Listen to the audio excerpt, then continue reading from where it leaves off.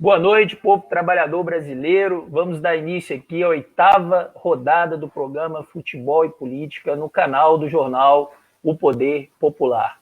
Ontem nós tivemos o Dia Nacional do Futebol, um dia marcado por protestos lá no Maracanã, do pessoal dos torcedores e torcedoras pela democracia, um dia marcado também pelo retorno do campeonato cearense, né, com o jogo no Castelão, entre Ceará e Ferroviário, um dia que nós também contabilizamos a incrível marca de 15 milhões de pessoas no mundo infectadas pelo coronavírus, 3.769.000 pessoas na América Latina, com destaque para o Brasil. Infelizmente, o Brasil na liderança dos casos do Covid-19, né, na América, e segundo lugar no mundo, perto só para os Estados Unidos, com aquela política genocida do presidente Trump dos Estados Unidos, e também aqui, né, 2.076.000 pessoas, 635 pessoas infectadas, né, mais de 80 mil mortes, né, em um momento que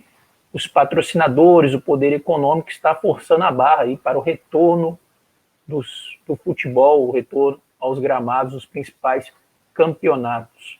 É um momento bastante grave da situação política do nosso país, da crise econômica, com recorde de desemprego, várias pessoas vivendo situações bastante delicadas. Hoje, na 8ª rodada, vamos dar sequência ao debate sobre futebol operário e popular.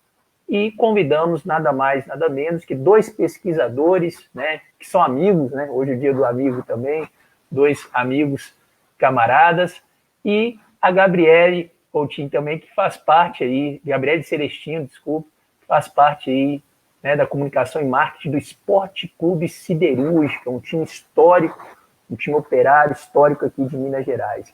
Boa noite, Gabriele, tudo bem? Boa noite, tudo bem?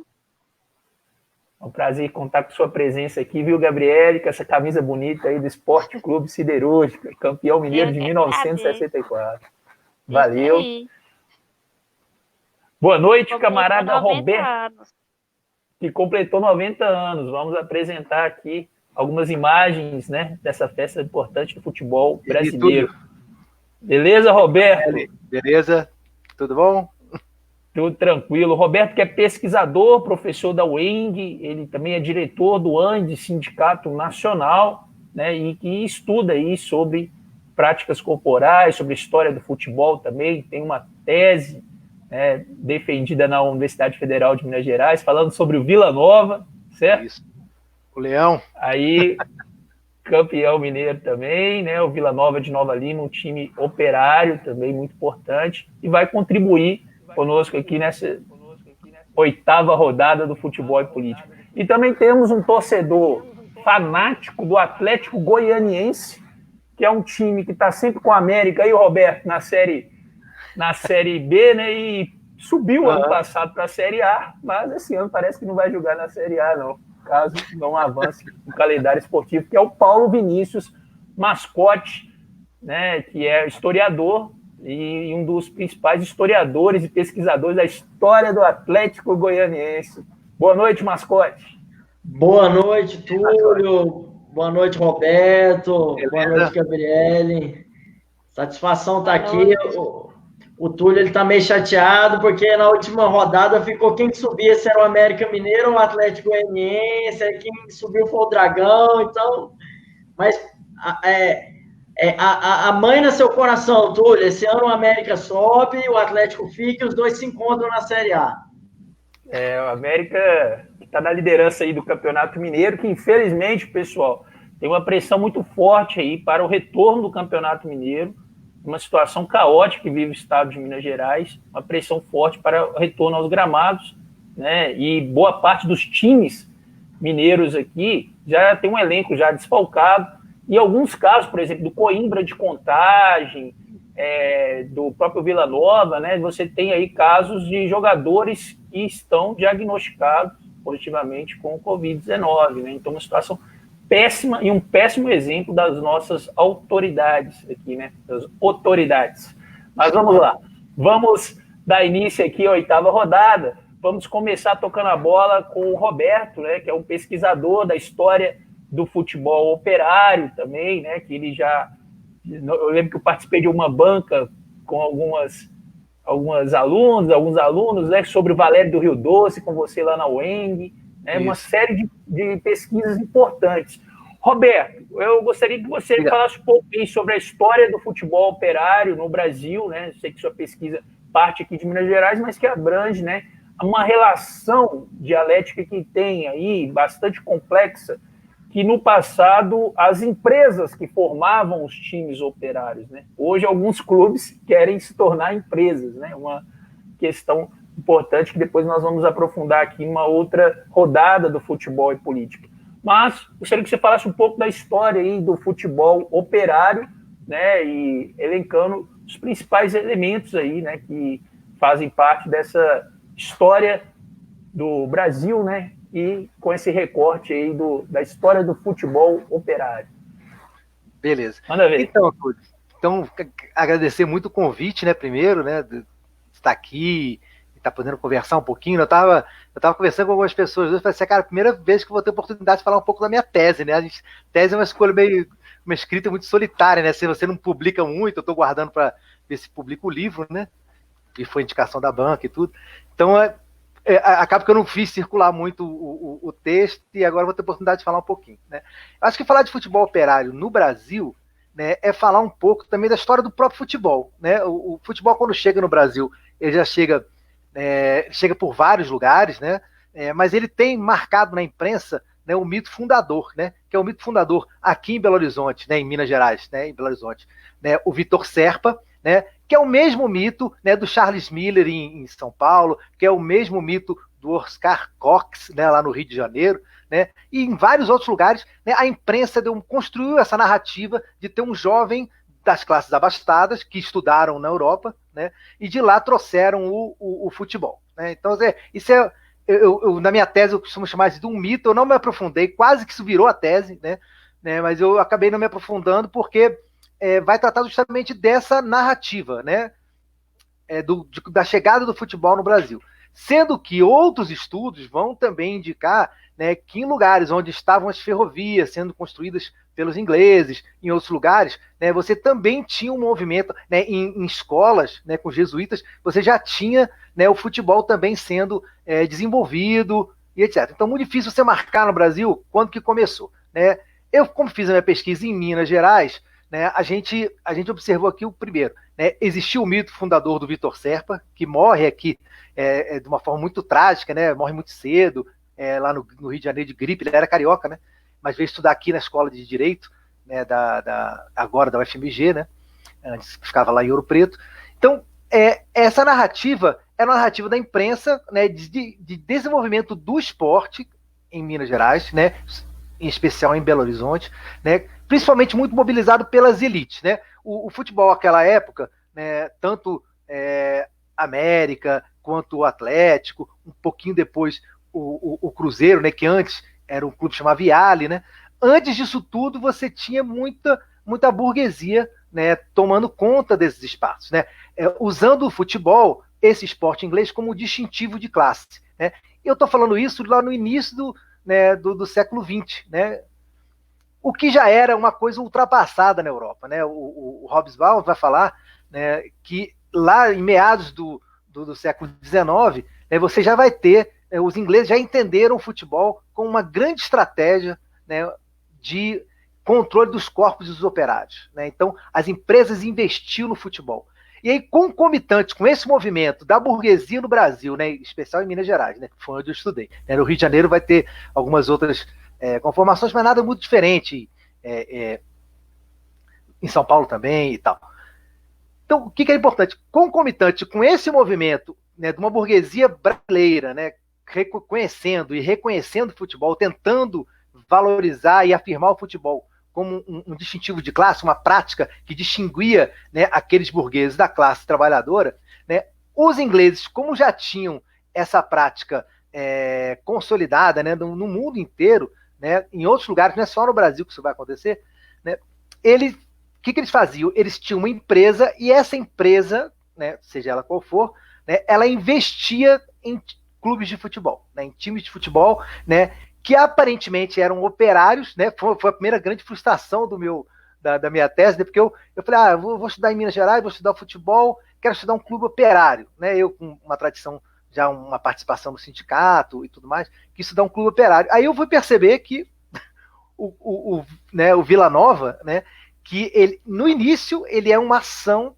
da empresa, né, da empresa mineradora, né, que era uma multinacional, né, inglesa, que estava aqui no Brasil desde o século XIX, né, inclusive a Lagoa dos Ingleses ela é artificial também, né, assim como a Lagoa da Pampulha, é uma lagoa artificial justamente construída pelos ingleses, por isso que chama Lagoa dos Ingleses. Eles fazem aquela lagoa, né, justamente para poder viabilizar, né, de forma mais interessante, né, a mina de Morro Velho, né, que ficava ali em Nova Lima, que vai ser explorado por essa empresa, né, a St. John Mining Company, né.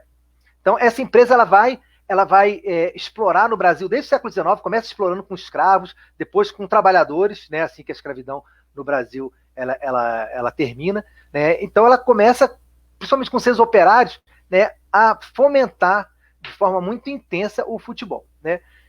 É interessante em Nova Lima, né, falando já do Vila Nova, né, que esse clube, que era um clube irmão do Siderúrgica, que está aqui, né, nossa companheira que está aí do Siderúrgica, né, porque inclusive era o mesmo município de Sabará, né, depois que ele se divide, né, o Vila Nova, né, ele nasce para ser como se fosse um antagonista, né, o time que ia rivalizar com o time dos ingleses, né, que era o Morro Velho Athletic Club, né, que dizem que é um dos clubes mais antigos do Brasil, né, fundado ainda no século XIX, que os ingleses estavam aqui há muito tempo, né.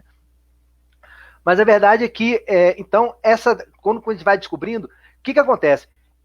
A empresa, né, a mina de Morro Velho, né, era uma mina que gerava muito recurso, né, gerava muito dinheiro, inclusive no início do século XX ela era atração turística em Minas Gerais, né, no Brasil inteiro tinham propagandas das pessoas convidando para conhecer. Ela chegou a ser a mina mais profunda do planeta, né, mas por um outro lado ela também produzia, né, dezenas de mortes, né, assim, por semana eram 3, 4 no mínimo operários que eram mortos, né, que morriam ou em explosões, ou em quedas das galerias das minas, né, ou morriam por conta dos gases, né, para vocês terem uma ideia, né, o operário ele era obrigado, a condição era tão insalubre que ele era obrigado a defecar na própria mina, no seu local de trabalho, né. Essas condições, toda essa comoção que era gerada, né, de muitas mortes, não vinha gente de fora, mas mesmo assim, né, as pessoas vinham de fora, às vezes trabalhavam e morriam, etc., né.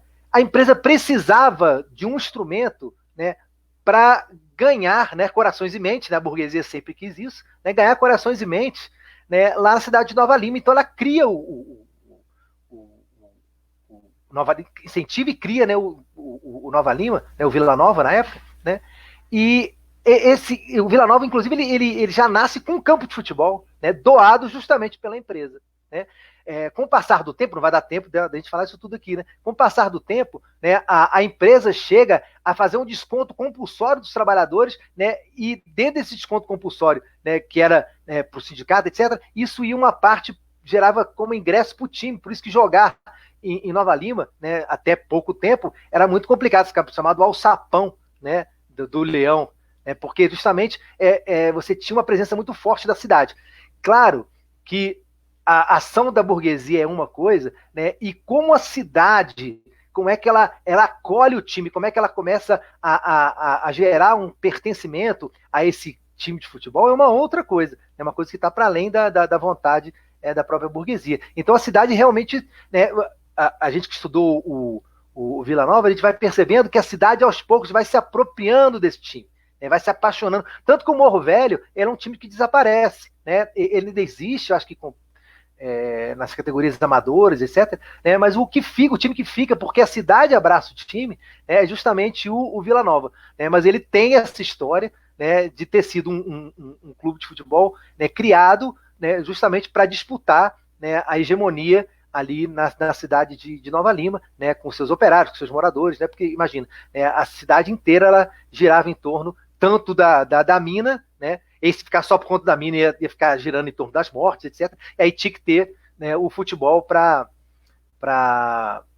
disputar também essa hegemonia. E aí tem outras coisinhas, eu vou falar bem rapidinho também, que eu acho muito bacana, né? Porque, por exemplo, uma das primeiras, para não dizer a primeira, né, a gente como historiador tem muito medo de falar a primeira, né? Uma das primeiras conformações do Partido Comunista Brasileiro foi em Nova Lima. Né? Inclusive, o Partido Comunista Brasileiro, os comunistas da época, né, na campanha, por exemplo, do Petróleo é Nosso, eles disputavam nos dias de jogos, né, nas torcidas, etc. Então, eu acho muito bacana ver todo esse movimento, ele é um movimento bem dialético mesmo. Né? Não foi, quando eu falo assim, ele foi criado pela empresa, incentivado, sim, ele foi incentivado, mas os sujeitos que estavam ali também resistiam e também davam os seus jeitos. Né? É isso. Não, valeu, Roberto. Assim, dois elementos, né? Quando você falou das mortes aí dos trabalhadores mineiros, eu lembro que a minha avó me contava, né, minha avó que faleceu na Irmodas, ela dizia que o primeiro marido dela, né, morreu também na mina Morro Velho, né? Muitos acidentes de trabalho, que são os acidentes de trabalho como nós tivemos aqui em Brumadinho, Mariana, são comuns nas atividades mineradoras aqui no estado de Minas Gerais. E o outro elemento é essa força que teve o Partido Comunista em Nova Lima e região, né, liderando os sindicatos, aí principalmente o Sindicato Único dos Trabalhadores da Mineração. Após o processo de privatização da Vale, teve uma pulverização dos sindicatos, né, e você tem praticamente um sindicato por mina, né, isso é um absurdo, que atrapalha a organização dos trabalhadores.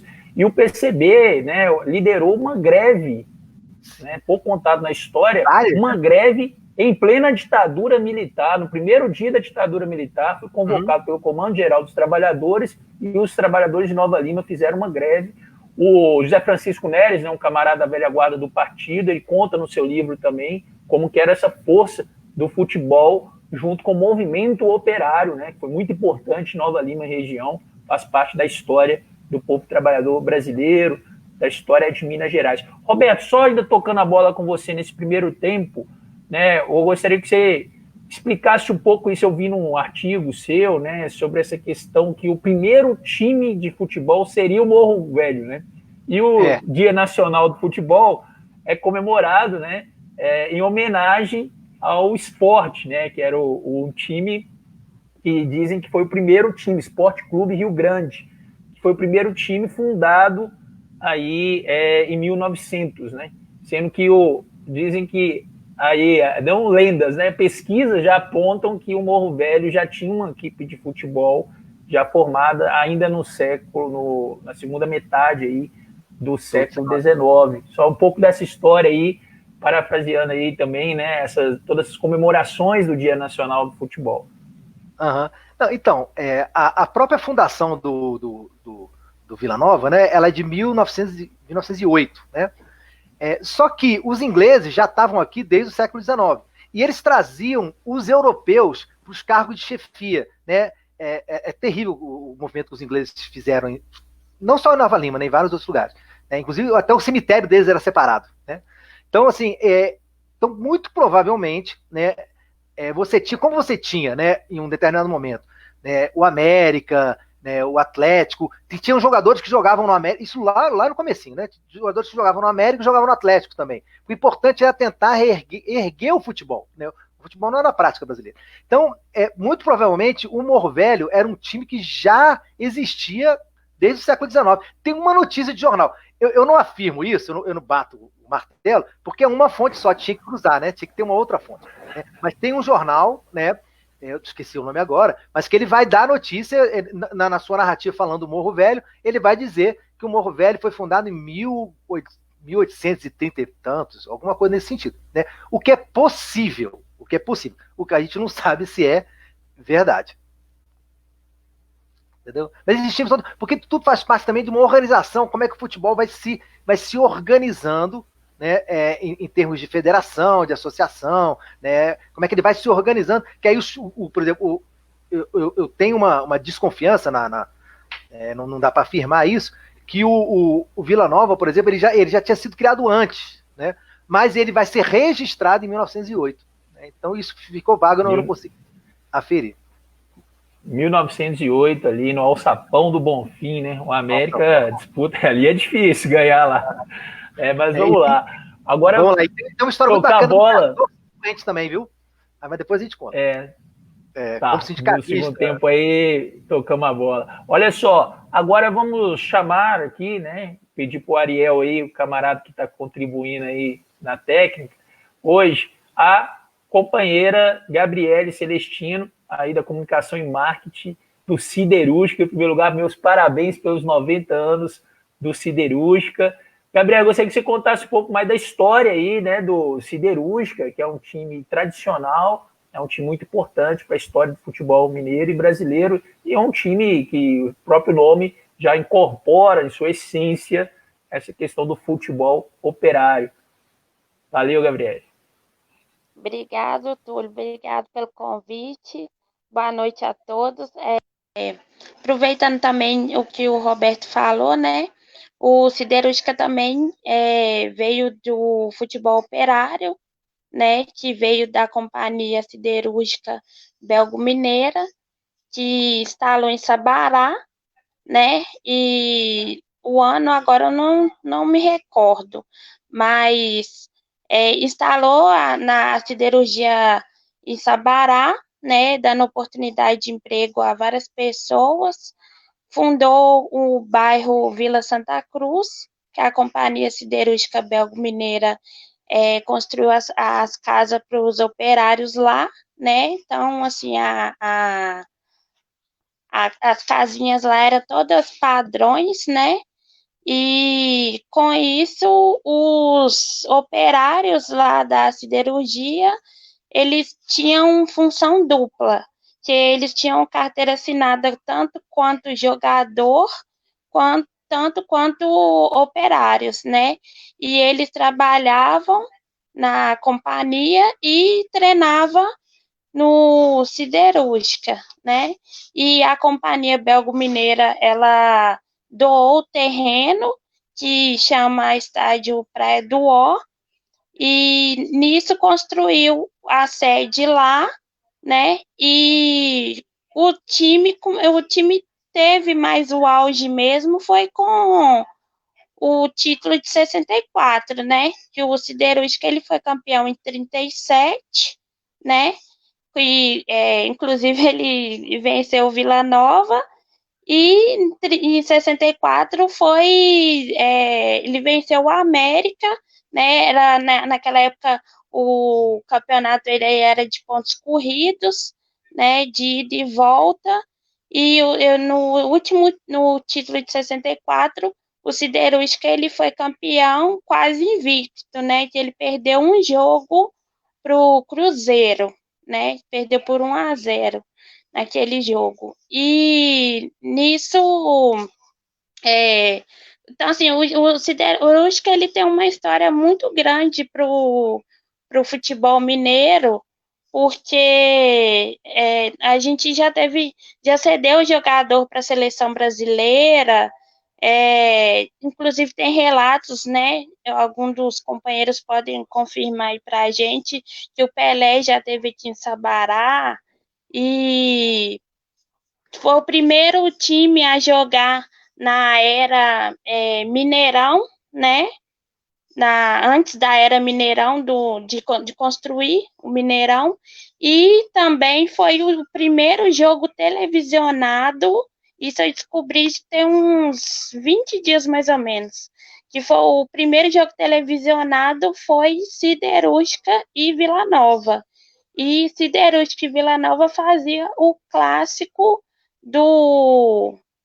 um dos clássicos do interior, né? Inclusive na elite estadual, com todos os times jogando, foi única final entre clubes do interior, né? Foi Siderúrgica e Vila Nova. E nisso o técnico Ilstrick, que é um técnico que ele é o técnico mais famoso, né, que praticamente todo mundo conhece, tanto em Minas Gerais quanto no Rio, que ele já treinou Botafogo e veio de Portugal também, e ele foi o campeão, e ele era general mesmo e colocava o pessoal para treinar e treinava o pessoal lá sem lanche, e ele era duro mesmo, que todo mundo conta, né? E então, assim, o Siderúrgica ele tem vários marcos na história do futebol mineiro, né? E todo mundo fica me perguntando, mas é mascote tartaruga, que tartaruga é um bicho lento e tudo, mas a tartaruga ela foi escolhida como mascote do time, né? Porque sempre quando o time ia treinar, aparecia uma tartaruga lá, né? E ela acompanhava sempre os treinamentos do time, inclusive essa tartaruga, ela morreu e ainda tem o casco dela até hoje, e o casco dela foi pintado de azul e branco, que é as cores do Siderúrgica, né? Então, assim, um pouquinho resumido da história e da contribuição do Siderúrgica no futebol mineiro.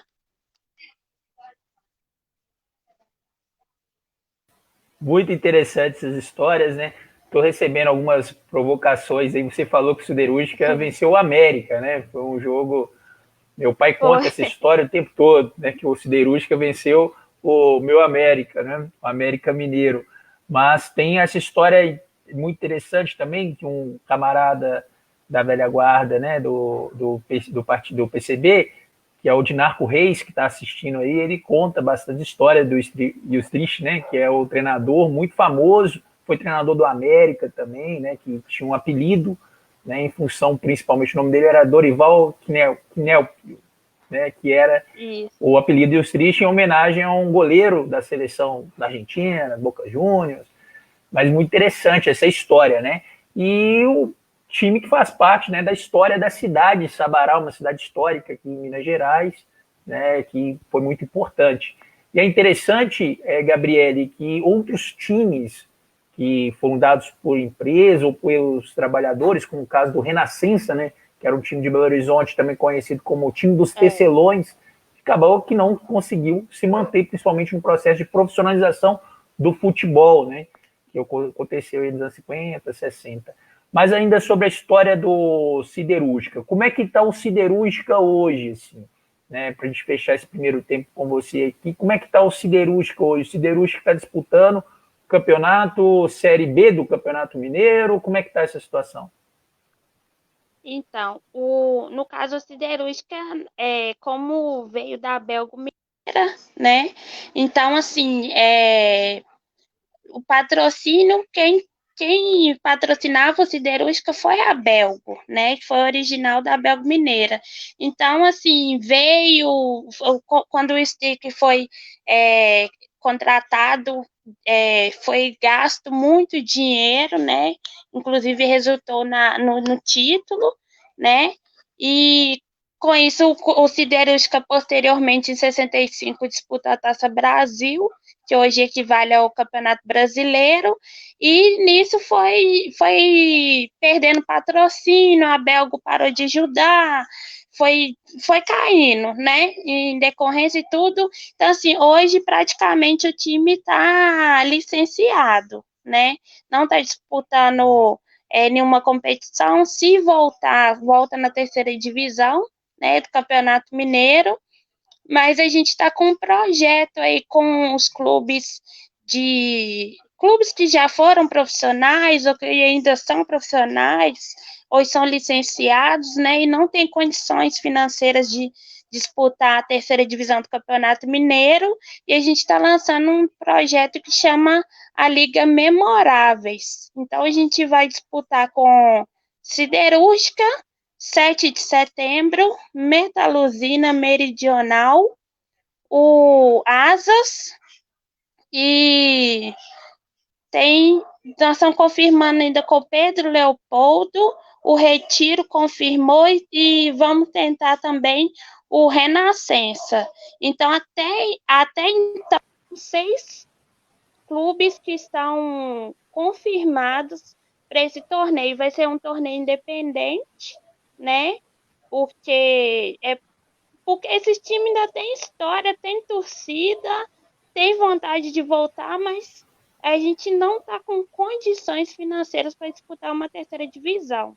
Porque para disputar uma terceira divisão é no mínimo uns 300 mil reais, assim, orçamento apertado, né? Então, é bem complicado. Mas a gente está tentando aí, estamos com vários projetos, a gente tinha muito projeto para esse ano. Infelizmente, a pandemia atrapalhou um pouco. A gente estava tentando fazer uma parceria com a Prefeitura de Sabará para montar stand do Siderúrgica no Festival Dora Pronobis, que é o festival mais famoso que tem aqui, no Festival da Jabuticaba. Então, assim, por quê? O Siderúrgica, ele é cultura de Sabará, né? Então, ele faz parte da história de Sabará. Inclusive, foi aniversário da cidade agora, dia 17 de julho. Então, a gente tinha essa programação, porque o time ainda tem muita demanda. Eu queria desenvolver o projeto de camisas, porque eu queria comprar uma camisa e não tinha onde comprar, né? Então, na época que eu estava na faculdade, eu fui ajudando o time voluntariamente, não tinha um Facebook, eu criei Facebook, criei a parte de comunicação. Então, várias pessoas vieram para o clube através de uma coisa simples, mas que o pessoal não dava tanta importância, né? O Facebook é uma ferramenta gratuita, atinge todas as classes, todas as idades, né? E fomos desenvolvendo esse projeto e hoje, assim, eu vendo camisa do Brasil inteiro. Brasília, Fortaleza, interior de Minas. Quem não conhece o Siderúrgica, passa a conhecer. Semana passada eu enviei uma camisa para Brasília. O Bruno, que comprou, não é mineiro e gosta da história siderúrgica, já viu siderúrgica jogando em Brasília. Perfeito. Então, assim, a gente tem muita história ainda. Ô, Gabriele, isso que eu ia perguntar, um amigo meu, Ronaldo Inácio, torcedor americano, mas simpatizante aí do Siderúrgica, né, um time que tem uma história brilhante aqui em Minas Gerais. Ele está perguntando, depois repassa o contato aí também, ao final nós vamos divulgar como comprar, ter acesso às camisas do Siderúrgica. E, Gabriel, desde já, conte com o apoio aí do Jornal Poder Popular, do programa Futebol e Política, nessa iniciativa brilhante aí, desse torneio memoráveis, que eu acho que vai resgatar a história do futebol mineiro, futebol brasileiro, e é importante dar todo o apoio, né, para essas iniciativas e resgatar, né, os times que, às vezes, por não ter patrocínio, né, não estar vinculados diretamente com o poder econômico, não conseguem aí dar sequência nas suas atividades. Todo apoio e vida longa ao Siderúrgica. Beleza? Aí passa aí o contato que no final nós anunciamos aí para o pessoal ter acesso à camisa do Siderúrgica. Essa camisa muito bonita, apesar das cores, né? Que nós do América preferimos outras tonalidades. Vamos agora passar, também chamando aí o camarada Paulo Vinícius Mascote torcedor do Atlético Goianiense, historiador, né? Tá aí a bandeira aí do Ernesto Che Guevara ao fundo, né? Bonequinho da Série A, eu tive que guardar o meu aqui, porque infelizmente não deu certo. Mas, Mascote, falar um pouco aí dessa questão aí do futebol popular, né? Como que nós podemos pensar hoje o futebol, que é essa paixão nacional, né? Desvinculado dos interesses do poder econômico, dos interesses oportunistas, né? Fora Bolsonaro Sim. tentando aí utilizar os grandes clubes, né? Junto com os patrocinadores para tentar ludibriar o povo trabalhador brasileiro com essa questão do futebol mais importante do que o combate ao coronavírus e as medidas necessárias para o povo trabalhador brasileiro, né?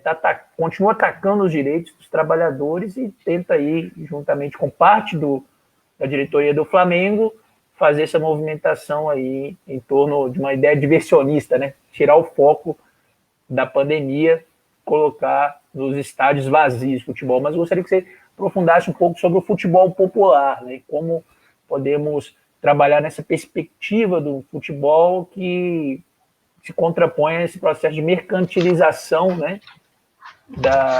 O capitalismo transforma tudo em mercadoria, né? Tentando transformar o futebol, trabalhar apenas essa perspectiva comercial e buscando atingir novas taxas de lucro. Com a palavra, tocando a bola para o camarada Mascote. Bom, satisfação estar aqui nesse programa do jornal O Poder Popular, Futebol e Política, Futebol Operário Popular. Antes de começar, mandar um abraço aí para a galera que a gente divulgou o programa, todo mundo se inscrevendo no canal aí, o grupo de professores do IFG, Ousadia, Alegria, o grupo de ex-alunos da Escola Técnica Federal. Então, tem uma galera aí dos grupos de torcedores do Atlético Goianiense, também mandei em todos os grupos, galera tomando o pé desse programa muito importante, que fez uma edição especial em homenagem ao João Saldanha, ao pessoal do grupo João Saldanha, o Fernando Santos aí do Por Comuna, toda essa galera. E a gente falando aí de futebol como festa popular, como ação comunitária, como uma expressão de um esporte que rompe com o processo de elitização, quando o futebol surge restrito a ciclos da burguesia, da pequena burguesia, de como ele vai sendo apropriado e se tornando essa festa do povo, essa paixão popular. Eu sou torcedor do Atlético Goianiense, que é um clube que nasce num bairro chamado Campinas, e o seu estádio é no bairro de Campinas e no bairro chamado Vila Operária. E se contrapunha no seu surgimento a equipe do Goiânia. O Atlético é o primeiro clube da capital, ele é fundado em 1937, o Goiânia em 1938. E aí o Goiânia era o time chapa branca, o time do governador do estado. Seus jogadores recebiam por fora para jogar, e os jogadores do Atlético Goianiense não, eles só tinham ajuda da comunidade. O bicho do jogo era o açougue, dava carne para os jogadores quando ganhava, os bares ficavam abertos. Então, o Atlético Clube Goianiense surge com esse caráter mais popular em contraposição ao Goiânia. Durante os 20 primeiros anos de campeonato goiano, só esses dois clubes ganham título, só o Atlético Goianiense e o Goiânia. Só na década de 60 que acende um outro time também de características de origem popular, que é o Vila Nova, que surge num bairro de trabalhadores que ajudam na construção de Goiânia. Goiânia é uma capital muito jovem, né? É uma das primeiras capitais planejadas, ali de 1933. O Atlético Goianiense é fundado 4 anos depois. E em 43 e 44 surge o Vila Nova e o Goiás, mas eles não conseguem rivalizar a altura do Atlético e do Goiânia. Nos anos 60, o Vila Nova de Goiás ascende, né? É um homônimo aí do Vila Nova de Minas Gerais, e nós ficamos tendo o chamado clássico das massas, né? Do povão, que eram as duas maiores torcidas, do Atlético Goianiense e do Vila Nova de Goiás. E aí, por que eu comecei falando disso, para depois entrar na questão da resistência, do futebol como resistência? Para dialogar, falar da minha alegria de estar aqui com a Gabriele, do Siderúrgica. Por quê? Nos anos 60, o Atlético Goianiense disputa por 2 vezes a Taça Brasil. E o Atlético Goianiense está no primeiro jogo nacional que o Mineirão sediou, que é justamente Siderúrgica versus Atlético Goianiense, em setembro de 1965. Inclusive, o primeiro gol de uma competição nacional foi feito pelo atacante do Atlético Goianiense, Jair Porrete, mas não colocaram na súmula, colocaram como se fosse gol contra. Mas os que estiveram lá fazem registros. O primeiro gol foi do Atlético Goianiense, depois o Siderúrgica faz 3. Ele ganhou de 3 aqui em Goiás e ganhou de 3 em Minas. Deu uma lavada no Dragão. Então tem essa relação aí entre Siderúrgica e Atlético Goianiense. Nos anos 60, Atlético e Vila Nova polarizam o futebol aqui em Goiás, com os dois grandes clubes. Só nos anos 70 que o Goiás Esporte Clube ascende. Ele vai como convidado para o Campeonato Brasileiro que hoje nós conhecemos como Série A, e aí ele se aproveita, né, se organiza muito bem, começa a ganhar títulos, crescer sua torcida, e é um time que se moderniza, e aí ele vai tomar o espaço, primeiro do Atlético e depois do Vila Nova, e hoje o Goiás é o clube com mais títulos aqui no estado, mas também tem uma característica mais, no seu surgimento, de um clube que surgiu com menor torcida, um clube de perfil um pouco mais elitista. Claro que hoje o Goiás tem torcida em todos os bairros populares aqui da região metropolitana. Bom, e qual o nosso desafio? Vocês estão vendo aí atrás aqui, nós temos uma camiseta da torcida do Atlético que usa o símbolo do Che Guevara, que é o nosso pôster de campeão. Qual o nosso desafio? Qual que é a minha paixão como pesquisador da história do Atlético Goianiense? É o aspecto popular do futebol. Porque nós temos o futebol que consegue se transformar em paixão do povo e romper contra um esporte restrito de elites, com o tempo, inclusive com a forma de difusão e consolidação do capitalismo no nosso país, a força, como diz o Caetano Veloso, a força da grana que destrói coisas belas, o futebol vai sendo também pasteurizado e vai sendo absorvido numa lógica mercadológica. E com a realização da Copa do Mundo no Brasil, isso vai se dando de uma maneira muito mais intensa. Então, nós temos, de um lado, o futebol enquanto festa popular e comunitária resistindo e tendo que avançar sobre essa lógica de futebol mercadoria, futebol como alienação do povo. E aí nós precisamos ter claro que ter uma pauta de enfrentamento contra a elitização do futebol, dizer não a esse processo de arenização do futebol, que diz que vai criar mais conforto para o torcedor, mas, na verdade, o que se está fazendo é criar um padrão de pessoas que frequentam o estádio de futebol, excluindo as classes subalternas, os mais pobres do estádio de futebol. Quanto mais se investir em arena, mais caro será o ingresso, mais caros serão os produtos dentro do estádio. A censura e a perseguição às torcidas organizadas faz parte desse processo de elitização do futebol. A perseguição e a proibição de manifestação política, como ocorreu na Copa do Mundo aqui no Brasil. Se a gente lembrar do ministro Aldo Rebelo durante a Copa do Mundo, ele falou que ia ser utilizada a força policial que precisasse para se manter os ambulantes longe do estádio e para que não se tivesse dentro do estádio nenhum tipo de manifestação política, nem ao redor do estádio. E nós tivemos grandes exemplos à época, como os atos do MTST, defendendo o direito à moradia, e os atos, inclusive, que o Partido Comunista Brasileiro, que eu sou militante, o PCB, participou, que é Copa para quem? Então, nesse sentido, combater atualmente a venda dos clubes para empresas faz parte da defesa do futebol enquanto expressão do povo. Contra qualquer tipo de repressão, a presença no estádio de bandeiras, de faixas, qualquer tipo de censura. E não cair nesse conto do vigário, de ter que ficar optando entre a Rede Globo ou uma liga hegemonizada pelos grandes clubes sobre a transmissão das partidas de futebol.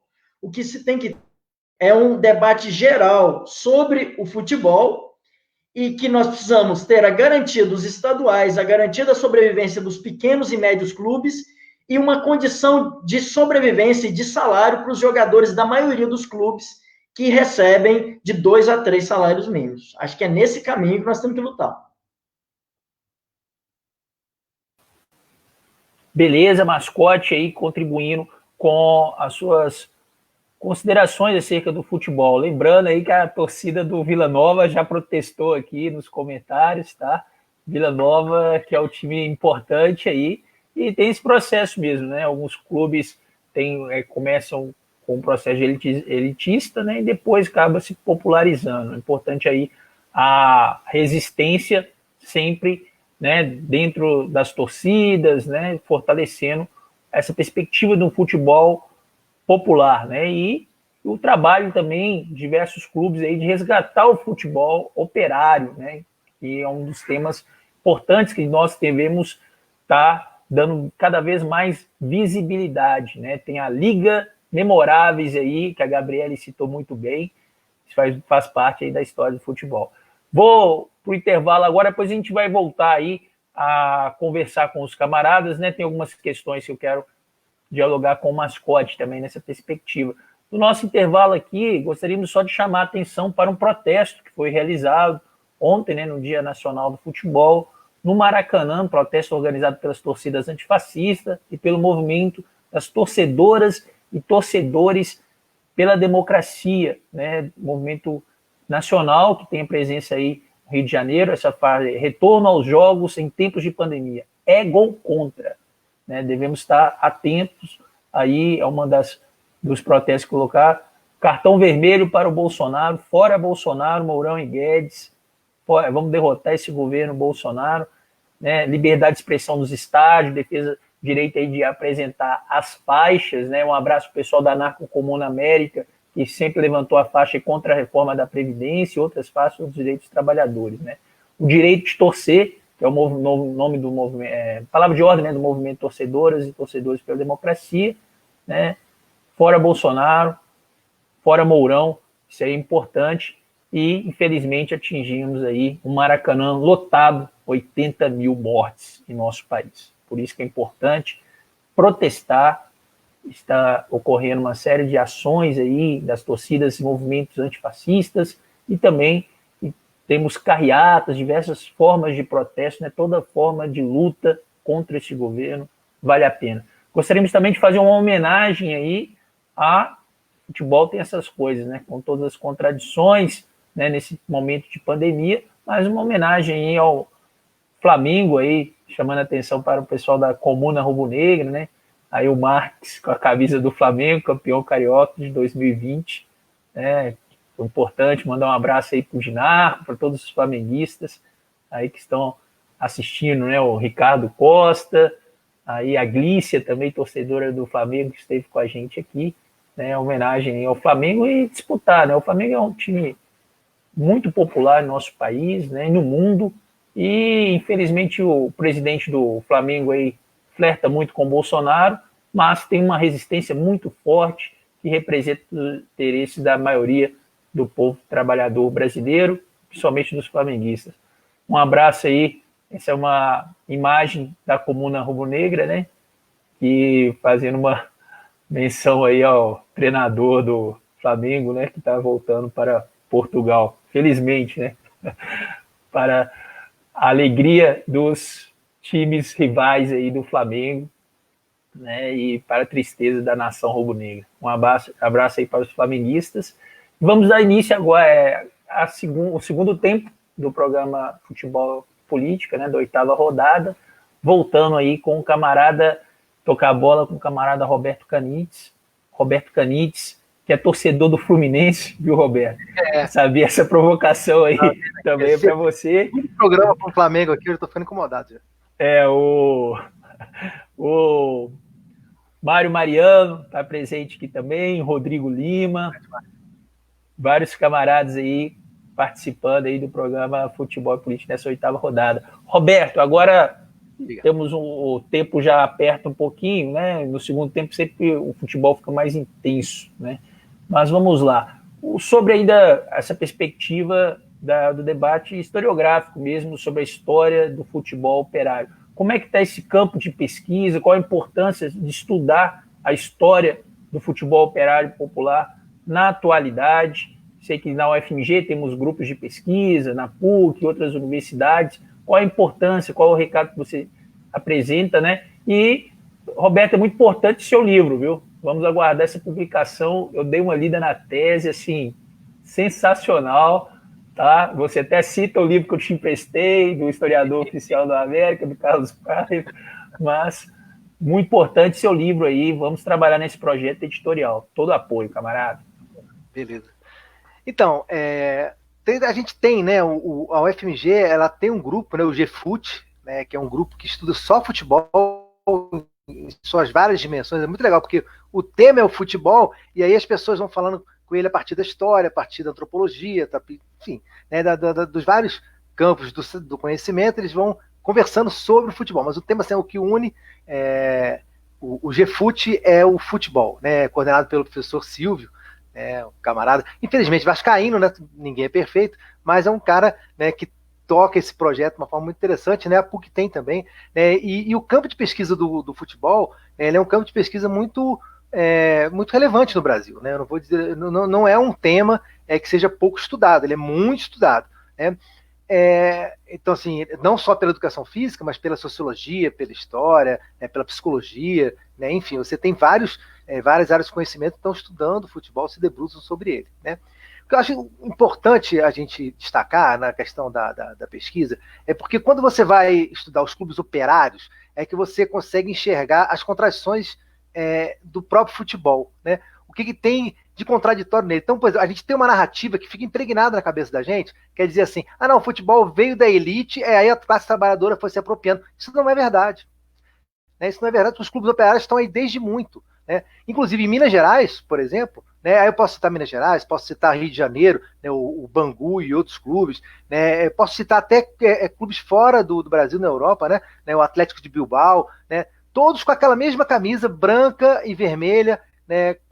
Né? Que são a mesma camisa do Vila Nova, a mesma camisa do Bangu, a mesma camisa do Atlético Bilbao, ou seja, você tem ali uma presença inglesa, uma estratégia burguesa, né, para controle dos corpos dos trabalhadores. Eu preciso disputar, né, o capitalismo ele nunca foi apenas um sistema monetário, né, a gente sabe disso, né, ele disputa a hegemonia, ele disputa corações e mentes, né, a gente está vendo isso muito forte agora, né, então o que se fazia à época, né? O clube de futebol justamente entrava para convencer os trabalhadores, né, é muito parecido com as estratégias que a gente tem hoje do operário padrão, etc. Né? Bom, isso quando as empresas desistem disso, e elas desistem de uma única vez, né, lá para o final da década de 1950, né, as empresas, o clube operário deixa de ser uma estratégia da burguesia.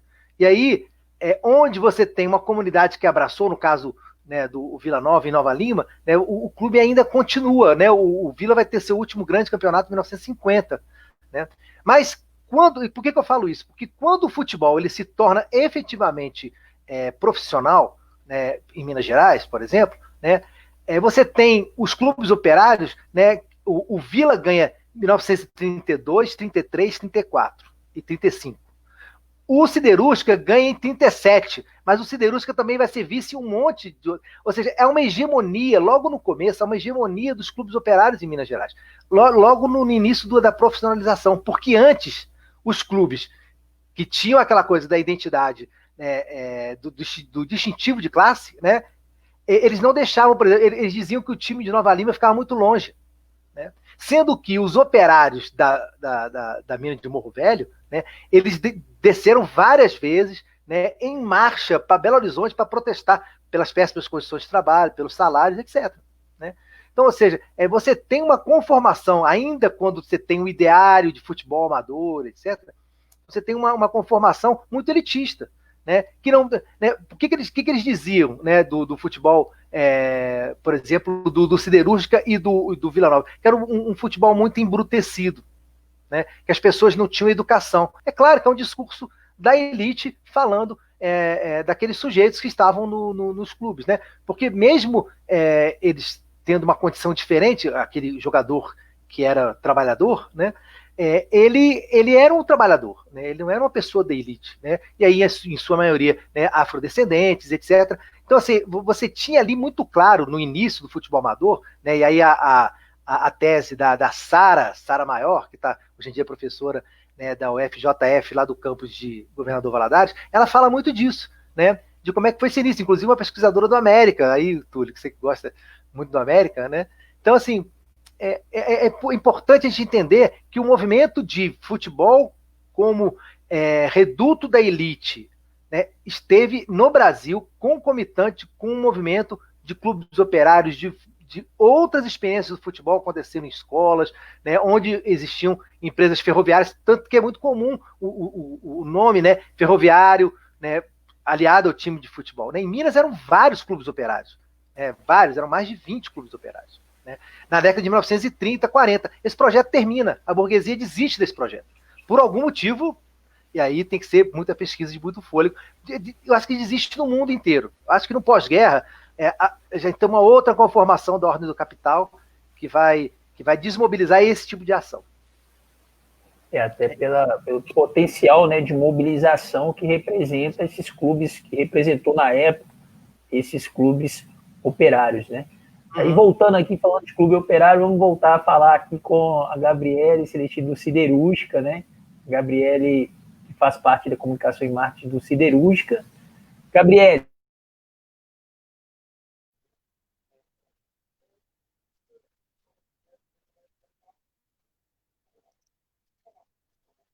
Túlio, tô sem retorno de áudio. Eu que Agora vacilei voltou. aqui. Desculpa aí. Eu sempre cometo uma gafe no programa, entendeu? Ou no início, ou no meio, ou no final. Esse programa foi no meio. Olha só, que interessante, assim. Eu acho que é importante, nesse programa, né, nós sempre abrimos espaços para as pessoas apresentarem suas pautas, suas reivindicações, suas questões. Eu gostaria que você apresentasse aí quais seriam, né, as principais questões, os principais desafios para o renascimento, né, o fortalecimento de um clube como o Siderúrgica e como outros clubes de futebol profissional e amador aí que tem em nosso país, né? E tem aqui em Minas Gerais, se citou o desafio da Liga dos Memoráveis, mas quais seriam as reivindicações aí junto ao poder público, às autoridades que poderiam ser levantadas, poderiam ser apresentadas? Então, Túlio, o que acontece? O Siderúrgica ele perdeu a Belgo, então perdeu o apoio, teve briga com a prefeitura, desapropriou o Siderúrgica lá do estádio Praia do Ó, e com isso más gestões, né, que vieram posteriormente. Eu acho que isso é coisa que acontece na maioria dos clubes atualmente, né? Mas maior desafio nosso hoje no clube é mostrar que o Siderúrgica é de Sabará, faz parte da história, faz parte da cultura, né? Que sempre uma coisa está sempre ligada com a outra na cidade. Então, assim, a gente falta o próprio sabarense, né? Se sentir parte do Siderúrgica. E é o desafio maior que a gente está tendo é esse. A gente está querendo mostrar como que o Siderúrgica ele tem uma história grande, tanto em vista estadual quanto em vista nacional, né? A gente tem muita história, jogador cedido para a seleção brasileira, primeiro jogo transmitido na história de Minas Gerais, né? 2 títulos, então assim, na minha última pesquisa aí de clubes profissionais do estado de Minas Gerais, eu estava com 207 clubes federados, e já disputaram pelo menos uma competição oficial da Federação Mineira. Então, assim, desses 207 clubes, o Siderúrgica está entre um deles que foi campeão. A Sabará tem 2 títulos da elite. Então, acho que isso precisava ser mais valorizado, principalmente pelo sabarense, né? E o torneio seria uma volta, né? De trazer a torcida, trazer apaixonados pelo clube, pela história do futebol mineiro, mostrar para os jovens hoje. Eu não vi o Siderúrgica jogar, né? Infelizmente eu não peguei a época boa, mas a minha mãe pegou, um parente meu pegou. Então, assim, todo mundo aqui em Sabará tem sempre alguém que passou pela história do Siderúrgico, ou tem um parente, ou tem um vizinho, ou alguém da família. Sempre tem alguém que vai rodando, vai rodando, vai rodando, tem história com Siderúrgica.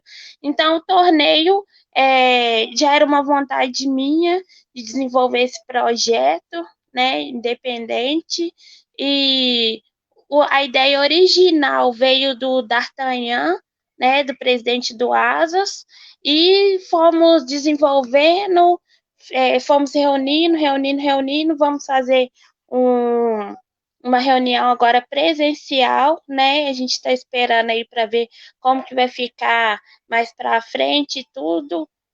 A questão da pandemia atrapalhou muito o nosso projeto inicial, e a gente já estava com um projeto para tentar lançar nesse segundo semestre o torneio da Liga. Então, assim, a gente já tem apoiadores, patrocinadores, patrocinadores iniciais para poder vir com a gente, né? Porque o projeto, a ideia inicial é do D'Artagnan, né? Desenvolvido por mim, com parceria com os presidentes que já estão dos clubes já confirmados e com os torcedores, que a gente quer todo mundo junto, porque o torneio é popular, né? É para todos os torcedores, para a gente resgatar essa cultura do esporte em Minas Gerais, que tá precisando, que tá bem elitista, né? E acaba que vinculado principalmente, né, em relação principalmente o Atlético e Cruzeiro, né? O América tem um espaço, mas é menor do que do Atlético e do Cruzeiro, até principalmente pela mídia comercial, né? Então, é importante a gente resgatar aí todo apoio, contem conosco aí, com a equipe aí do Jornal Poder Popular. Gabriele, também o Luiz Fernando Barros Costa aí de Sabará, mandou um abraço para você que está acompanhando o programa. Ele vai comigo às vezes lá no jogo do América, mas a paixão dele é o Siderúrgica e a cidade de Sabará. Eu já fui no América, Vila Nova, já fui Uberaba. O que dá para a gente ir acompanhar no futebol mineiro tá sempre lá. Que tem uma história grande, né? Uma cultura grande com o estado, né? É isso aí. Acho que falta aí, né, Minas Gerais, essa integração com o conjunto dos times, né, do interior. Pouco incentivo, né, incentivo muito claro, monopólio, o vínculo aí com os grandes clubes, e não tem um espaço, por exemplo, para os times de Juiz de Fora. Mandar um abraço para o Jason também, torcedor do Tupi de Juiz de Fora, que está assistindo com a gente aqui. Pouco incentivo para o conjunto dos times do interior do estado, né, e principalmente para os memoráveis aí. Vida longa ao Siderúrgica. Principalmente pela história mesmo em nível nacional, né? Tem uma curiosidade do Siderúrgica, que a gente tem um documento que o Goiás escreveu um documento pedindo dinheiro emprestado para o Siderúrgica para construir o estádio Serra Dourada. Então, isso tem documento, tem registro de quando o Siderúrgica era o primeiro de Minas Gerais, né? Depois que o Siderúrgica deu uma baixa, aí deu destaque para o Atlético, que ainda tinha mais recurso do que o Cruzeiro e o América, né? Então, assim, o Siderúrgica era o primeiro do estado, né? É um dos times mais importantes aí do estado. Tá aí algumas imagens aí na tela do Esporte Clube Siderúrgica aí. Não é uma foice martelo, né? Mas observamos aí esses instrumentos de trabalho representando o time, né? Que tem como mascote a tartaruga. Agora vamos tocar a bola para o mascote, né? Falando em mascote, lembrando da tartaruga, mascote que é torcedor do Atlético Goianiense, cujo mascote é o Dragão, né? Mascote, eu gostaria que você apresentasse, você que faz parte aí, né, até da diretoria do clube, né, nessa parte da memória, da história, que você falasse aí como que você vê a questão, né, da democracia no interior dos clubes e esse processo que, principalmente agora com a pandemia, está sendo muito forte, né, a tendência aí, na Série B nós enfrentamos o Bragantino, que era um time de Bragança Paulista, que agora é Red Bull, né, esse processo aí de mercantilização, da tentativa de transformar os clubes de futebol em empresas. Nós falamos de futebol operário, várias empresas construíam seus clubes de futebol e tinha também os movimentos dos próprios trabalhadores. Mas como que você observa essa questão aí e o que você pensa aí sobre essa questão, né, da participação direta dos protagonistas dos times de futebol, que são os torcedores, na construção do cotidiano do clube, tendo um papel de destaque mesmo, né, que infelizmente há muita chamada panelinha, né, no campo das diretorias dos times de futebol no nosso país. Com a palavra.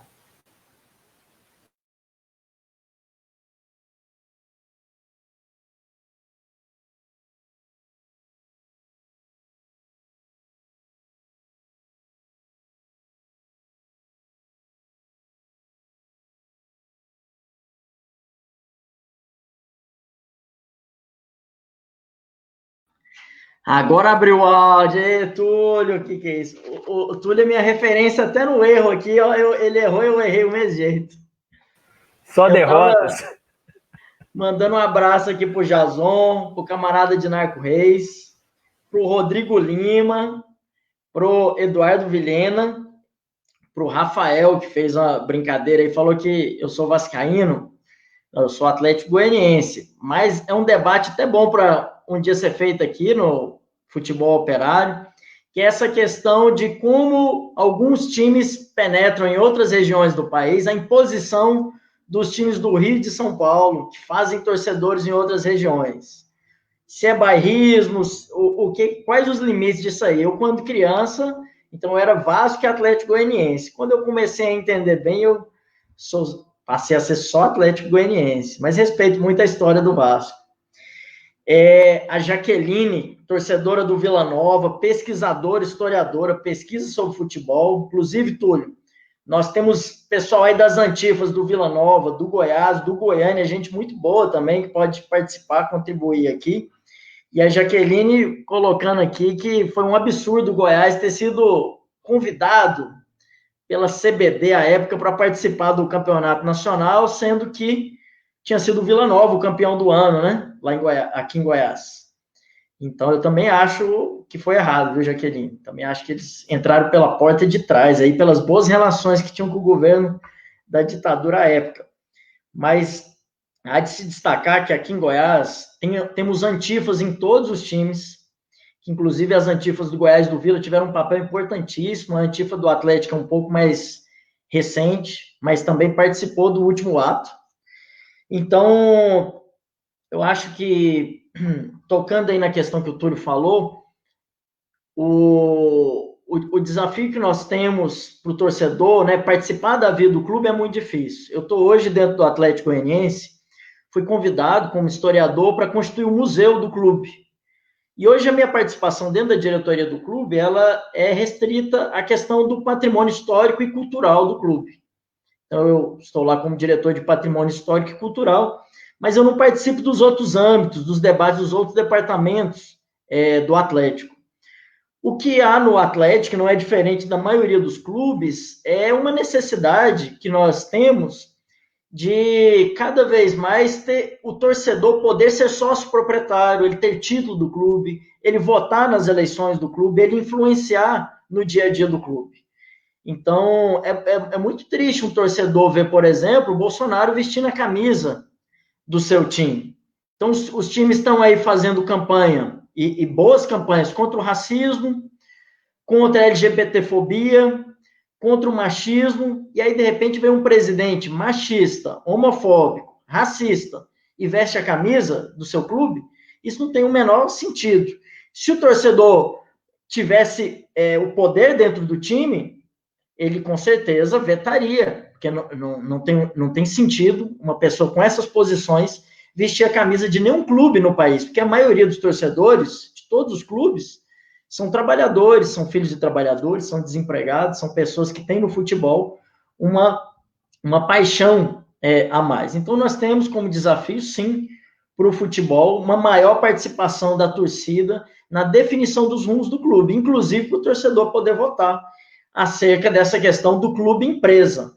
Aqui no Campeonato Goiano, nós temos um clube que se chama... Ele muda de nome, ele muda de cidade e continua na primeira divisão, tomando lugar, inclusive, de clubes de cidades apaixonadas por futebol, que tem times nessas cidades.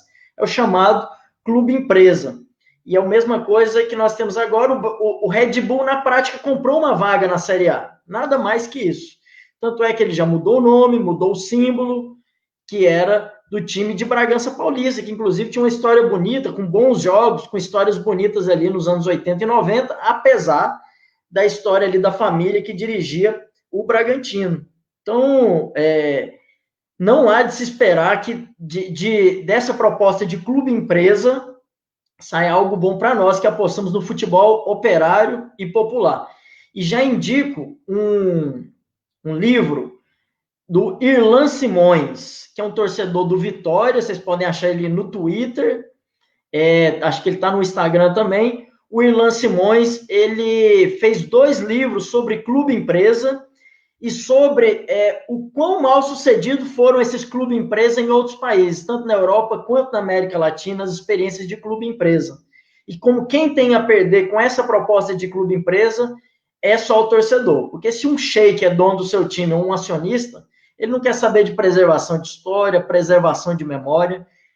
Na hora que ele tiver que sair do seu time, onde ele já tenha feito o que tiver que fazer ali dentro, com o seu dinheiro para gerar lucro, ele vai embora e vai deixar o time acabado. Nós temos exemplos recentes aqui no Brasil, que é o caso do São Caetano, né? Nós temos, inclusive, camaradas, torcedores apaixonados do São Caetano, mas que foi, infelizmente, utilizado para outros fins que não alimentar a nossa paixão pelo futebol. É isso. Obrigado aí pelas suas contribuições, Mascote. Já tocando a bola aí para as considerações finais aí do camarada Mascote, agradecer sua participação, dizer que teremos espaço aqui também para os torcedores do Goiás, do Vila Nova, né?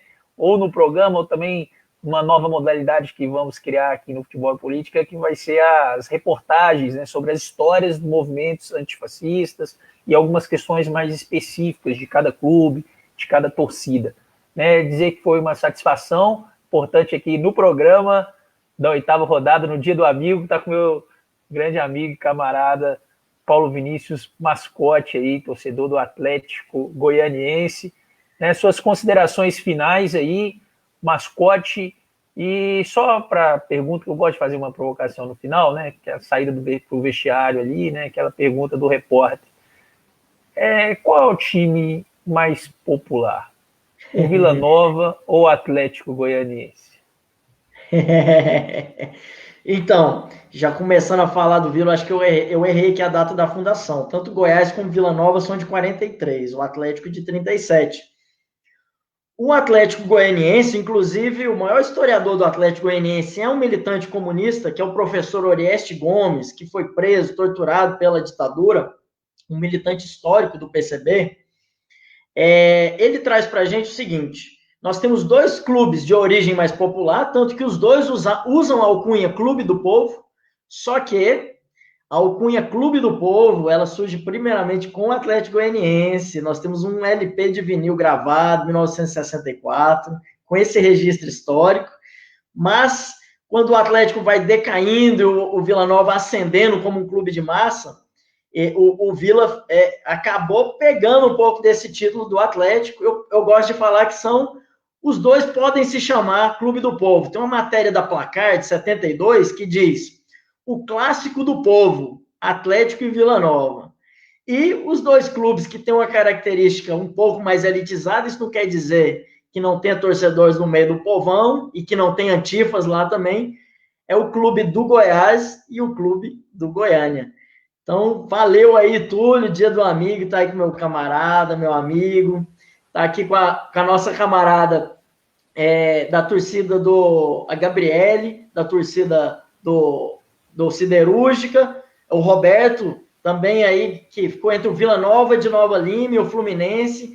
Também aprendi muito com o camarada, ouvindo aqui. Quero depois que saia o livro para eu comprar, a gente está sempre aprendendo. A história dos clubes em Goiás é um pouco diferente, porque não tem essa característica tão industrial, como tem, por exemplo, em Minas, né? Da mineração. Então, aqui tem outras características na formação. Até para se dizer clube popular ou clube de elite, os referenciais são outros. Mas dá ótimos e bons debates, que esse programa tenha vida longa. Tamo junto, mascote. Depois vamos escalar também, né, a Jaqueline, né, que é a pesquisadora do Vila Nova de Goiás. Agora, também as considerações finais da Gabriele Celestino. Foi muito importante sua presença aqui, viu, Gabriele? O pessoal, assim, ficou, ó, que bacana, um espaço para o Siderúrgica, aí que você desenvolva um ótimo trabalho, conte conosco aí para o que precisar. Beleza, Gabriele? Sua mensagem final e a provocaçãozinha de leve, né? Assim, o time, né, de Sabará era uma grande cidade que depois ela foi se dividir, né, os distritos foram se transformando em outras cidades, né, cidade histórica aí importante, né? Se tivéssemos um jogo hoje entre Siderúrgica e América Mineiro, né, você torceria para o Siderúrgico. Acho que o Luiz Fernando também ia torcer para o Siderúrgica, né? Apesar dele ser americano, né? Mas o América é um time que tem uma torcida vibrante, né? Embora pequena, reconhecidamente uma torcida pequena em relação aos outros times, mas para o renascimento do Siderúrgica é necessário um novo treinador como o Ilstrich? Aí é necessário um trabalho ou uma nova vitória sobre o América Futebol Clube? Eu que agradeço o convite, né? Custou para sair, né, Tu? Por questões pessoais aí que, infelizmente, impossibilitaram de participar das outras vezes. Mas eu agradeço o convite. Tenho que mandar um abraço para o professor Luiz Fernando, né? Que ele também contribui muito com o Siderúrgica. E o que acontece? Hoje, para o Siderúrgica voltar mesmo, a gente precisa da cidade, precisa dos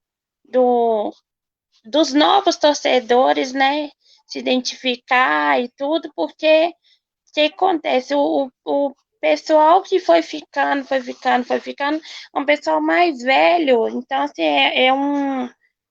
é bem complicado de inserir ideias novas. Então, assim, você tem que ter um jeitinho a mais, um jogo de cintura. Eles foram muito resistentes no início com o Facebook, que é uma ferramenta que é gratuita e de alcance grande com o pessoal, todo mundo tem, né? E eu acho que hoje o desafio maior é esse, é trazer ideias novas, tecnologia, desenvolver mesmo esse trabalho com os torcedores que não viu o time nas épocas de glórias, né? Mas a gente tem essa história grande, a história marcante no futebol mineiro, e não tem jeito, todo sabarense é siderurgicano, né? E eu acho assim que dava uma briga boa, viu? Siderúrgica, América, Vila, o Atlético Cruzeiro não conseguia ganhar aqui de jeito nenhum do Siderúrgica, então eu acho que dava uma briga boa, né? O esquadrão de aço aí, como é conhecido o Siderúrgica pelo título avassalador em 64, né? Que antigamente o Campeonato Mineiro ele era bem disputado mesmo, ele era mais difícil, era turno, retorno, já teve relatos aí do campeonato durar 7, 8 meses, né? Então, assim, foi na época que o futebol era o Campeonato Mineiro era bem disputado. E foi um título memorável, né? Teve até algumas reportagens que celebrou isso, né? E comemorando aí essa bela história, né? De um time da região metropolitana aqui de Belo Horizonte, que é o Siderúrgica. Vida longa ao Siderúrgica. Parabéns, Gabriele, pelo trabalho. Conte com a gente aí. Muito obrigado por sua participação. Agora, para fechar aqui, né, o camarada Roberto Canites, Roberto Canitz, que é um pesquisador, né, torce para o Fluminense. Uma vez que eu falei que ele torcia para o Bangu, ele estava ajudando, ele me xingou até falar, achei, mas Roberto, você que estudou a história do Vila Nova, né, de Nova Lima, se tiver uma partida, né, na Copa do Brasil, entre Vila Nova de Nova Lima, um time que tem uma origem operária, que teve vínculo com o movimento operário sindical, contra o Fluminense das Laranjeiras, para que time que você torceria? Feliz dia do amigo, camarada Roberto, suas considerações finais. Você iria torcer para o Vila ou para o Fluminense? Então, o Túlio, primeiro, assim, Túlio provocador, agradecer demais o convite, né? Túlio é um amigo, né, muito querido, né, amigo de luta, é um companheiro, né, camarada de luta, né, fizemos greve juntos já, e agora, né, se tudo der certo, estaremos juntos aí à frente de uma importante sessão sindical aqui de Minas Gerais e vamos fazer barulho de novo, né? Vamos ganhar para os trabalhadores e para as trabalhadoras da UENG. Bom, na sua pergunta, só antes de responder, eu vou bem rapidinho. Salvo meu engano, o termo Esquadrão de Aço, ele é anterior ao título de 64 do Siderúrgica, porque Siderúrgica e Vila Nova eram os clubes operários de grande potência na década de 1930 em Minas Gerais e Belo Horizonte. Então, o Siderúrgica só não ganha mais porque tinha o Vila, que era um time que ainda tinha mais investimento ainda, mais grana e tal. Então, assim, é bom dar recuperada essa história, porque a história do Siderúrgica era anterior até, né? Então, 64, o título do Vila em 50, também, já eram ações assim da comunidade, quando isso não era permitido, né? Hoje em dia isso é muito difícil, né? Você ter um time que a cidade abraça e tal, se não tiver uma empresa por trás, o que é muito triste, né? Mas se tivesse um clássico, né, entre Fluminense e Vila Nova, eu tenho um maior carinho, todo especial pelo Vila, né? Eu sou muito tricolor, eu ia torcer do Fluminense. Não, nesse ponto, infelizmente, a minha racionalidade pesquisadora, historiadora, ela fica um pouco de lado, e aí a minha paixão tricolor, né? Um outro clube que eu adoro, né, o Bangu, né, claro, pela sua origem operária e tudo mais, mas eu não consigo torcer por um outro time, né, a não ser o Fluminense. O Fluminense desceu para a terceira divisão, eu fui junto com ele, falei, vou desistir do Fluminense, vou torcer para outro time, já estava aqui em Minas Gerais, mas eu não consigo, é mais forte do que eu, né? Então é isso. Então, para mim, eu ia com o coração apertado, né? Com o coração muito apertado, porque eu tenho um carinho enorme pelo Vila, né? E é importante, assim, que as cidades comecem a abraçar os seus times, né? Então, Sabará abraçar o Siderúrgica, né? Nova Lima abraçar mais ainda, né, o Vila, né? Porque eu acho que são expressões do futebol mineiro, né? É importante Minas Gerais ter, né? Eu não sou um mineiro de fato, né? Eu sou um mineiro de coração, na verdade, hoje em dia, né? Então olho para os clubes de Minas Gerais com muito carinho, né? Com muito carinho, né? Então, assim, eu vejo que é muito importante para o futebol de Minas Gerais que os times, né, os clubes cresçam todos, né? Mas enfim, isso é uma coisa que é difícil acontecer. Eu queria contar, para finalizar, um caso que eu acho que é muito legal, do que a gente perde, do que o futebol perdeu nesse tempo, e que ele foi se profissionalizando e virando empresa e tudo mais, né? Porque teve uma disputa, uma final em 1934, lá no Alçapão do Bonfim, entre o Vila e o Atlético Mineiro, né? E nessa disputa, né, teve uma lenda, que é uma lenda aqui em Minas Gerais, chamada Gol da Bengala. Sabe o que é o Gol da Bengala? Túlio Lopes. Não? Tava rolando o jogo, aí imagina o clima, né? Não é um jogo organizadinho do jeito que é hoje, né? Tinha gente na beirada do campo, que era final, né? A bola ia saindo pela linha de fundo, né? Quando alguém com uma bengala interrompe a saída dessa bola, um jogador do Vila pega, cruza e acontece o gol. É chamado Gol da Bengala, né? O time do Vila saiu para comemorar, o time do Atlético fechou em cima do juiz e do bandeirinha, nada aconteceu. Sim. E o Vila foi campeão em 1934. O Gol da Bengala. Gol da Bengala. Não, muitas histórias aí, né? De Nova Lima, no Alçapão do Bonfim. Obrigado, Roberto, aí pela presença. né? Estamos juntos aí na construção desse programa Futebol e Política, do Jornal Poder Popular. Quem ainda não se inscreveu, se inscreva e acompanhe também a programação. Amanhã teremos Conexão Internacional, 17 horas, importante debate sobre a luta feminista na América Latina com a Mariana, com as companheiras da Argentina. Lembrar que na próxima edição, né, na nona rodada do Futebol Política, teremos a edição especial sobre o futebol feminino, com a presença de jogadoras, treinadoras, jornalistas, torcedoras, aí levantando a pauta do futebol feminino, uma pauta muito importante aí para o futebol popular em nosso país. Lembrar também que nós temos aí as últimas camisas do programa Futebol e Política, edição especial em homenagem ao João Sem Medo, João Saldanha, né? São as camisas aqui, né? Que se você comprando, você vai contribuir aí também com o programa Futebol e Política, os próximos passos do nosso programa.